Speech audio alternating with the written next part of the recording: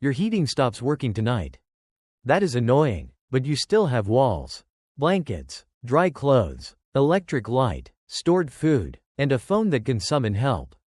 Now remove all of it. Outside, the wind is cutting across an ice age plain.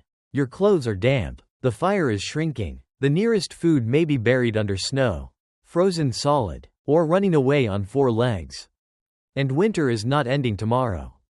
So how did ancient humans survive brutal winters without heaters, supermarkets, weather forecasts, or even a convenient button marked, "Make fire"?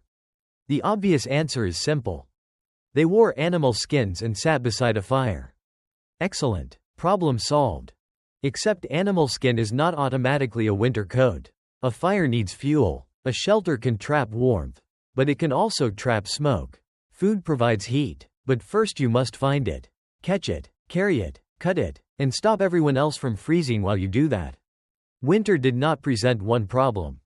It presented 5 problems wearing the same white coat. The first was wind.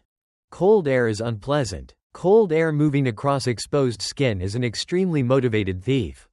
A cave, rock shelter, hide-covered frame, or other protected camp could reduce wind and keep people drier. Not every group lived in caves, and prehistoric shelters rarely survive clearly. But Upper Paleolithic sites show that people sometimes built substantial structures. At Mezhirich, in what is now Ukraine, Ice Age people arranged mammoth skulls, tusks, and large bones into circular structures. The exact roofing is not preserved, but wood, hides, or bark may have completed the shelter. That sounds impressive until you remember the building supplier weighed several tons and had tusks. The shelter did not need to feel like a modern house.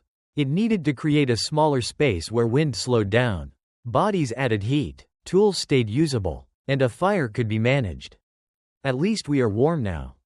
Then the smoke enters your eyes.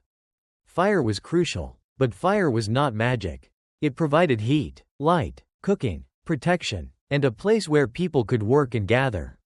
But keeping a fire alive meant gathering fuel before the cold became urgent. In open, frozen landscapes, good wood might be scarce. People could burn shrubs, bone, or other available fuels in some settings. A dead fire was not merely disappointing. It was a group project suddenly promoted to emergency. Someone had to protect embers, feed the hearth, control sparks, manage smoke, and decide whether the last dry fuel belonged to tonight or tomorrow morning. At least we are warm now. Then you step away from the fire. That is where clothing becomes the real barrier between survival and becoming an archaeological discovery.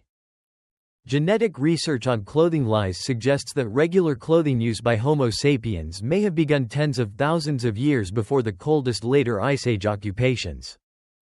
Lice are not glamorous witnesses, but they are extremely committed to living inside clothing. Early garments may have begun as wrapped or draped hides, but loose skin leaves gaps. Wind finds gaps. Snow finds gaps. Everything finds gaps. Scrapers helped clean and prepare hides. Awls and punches could pierce leather. Later, bone needles allowed more fitted garments. Fitted clothing could trap layers of warm air close to the body. Multiple pieces protected the torso, hands, feet, and head better than one heroic fur cape flapping behind you like a frozen superhero. At least we are warm now. Then someone's boot leaks. Winter clothing required constant maintenance. Wet fur insulates badly. Bindings loosen. Seams tear. Footwear wears through. A tiny hole that looks harmless beside the fire becomes a personal betrayal several hours from camp. And even perfect clothing cannot create energy. Your body produces heat by burning calories. In winter, that means food is not just dinner. It is fuel with opinions. Ice Age diets varied enormously. In some cold, open environments, large animals supplied meat, fat, hides, sinew, bone, and tools. Reindeer, horse, bison, and mammoth could provide enormous returns. But lean meat alone was not enough. Fat mattered because it is energy-dense, especially when bodies are working hard in the cold. People also used whatever local plant foods, fish, small animals, stored resources, and preserved foods were available. The problem was timing. You could not wait until the first blizzard to begin thinking about winter. People had to know animal movements, seasonal routes, sheltered locations, water sources, fuel patches, and which places became impossible after heavy snow. They needed to repair clothing before it failed, gather materials before they disappeared, and move before the landscape closed the door. The weather forecast was not an app. It was memory distributed across several human beings. An older person who remembered where animals crossed during a previous cold season might be more useful than the strongest hunter who confidently chose the wrong valley. This is the biggest reversal. Ancient humans did not survive brutal winters because their bodies were simply tougher than ours. They survived by carrying a portable climate around themselves. Clothing trapped warmth, shelters blocked wind, fire created a heated center, food powered the body, shared knowledge predicted what the landscape would do next. Other people repaired the system when one part failed. No single invention defeated winter. The system did. And that system was social. One person could tend the fire while another gathered fuel. Skilled hands could repair footwear. Hunters and gatherers could share food. Adults could protect children. Injured people could survive long enough to recover because the group absorbed part of their workload. Sleeping close together was not just emotional bonding. It was prehistoric central heating with elbows.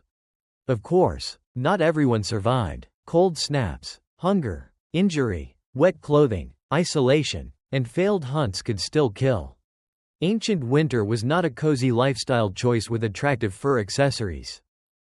But the archaeological record shows humans repeatedly occupying cold regions that would punish an unprepared body very quickly. They did not make winter harmless. They made it manageable. So how did ancient humans survive brutal winters? Not by sitting beside one perfect fire.